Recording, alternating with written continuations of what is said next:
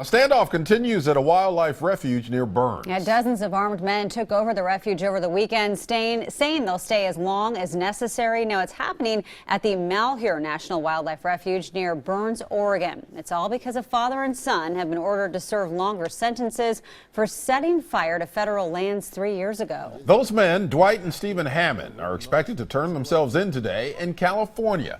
But dozens of ranchers are supporting them, backed by Ammon Bundy. Jennifer Dowling is there with the latest.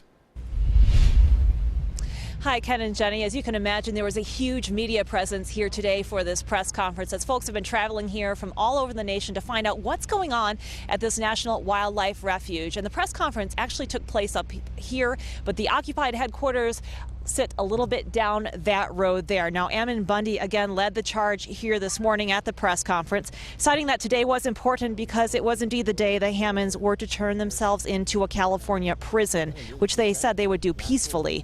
Bundy also said today that they have given the group an official name now. They didn't have one before. He said it's Citizens for Constitutional Freedom.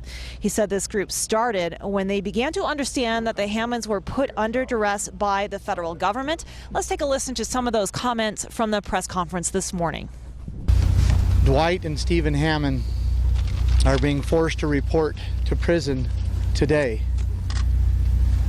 for a crime they did not commit, and they've been put twice in jeopardy for. They've already served prison time for this already, and now they're being forced to go back again. They are a good ranching family that ranches not but just a few miles from here. And myself and many others for weeks on end put all the energy we possibly could to try to keep them from having to go into this prison. And we feel that we have exhausted all prudent measures and have been ignored. And we did talk to some residents in Burns this morning before this press conference, and there were some that supported this group here. Meanwhile, others were neutral and just wanted this to end peacefully. While one woman stated, "We don't want them here," she feels they are outsiders and is not pleased with the occupation of the wildlife refuge nearby.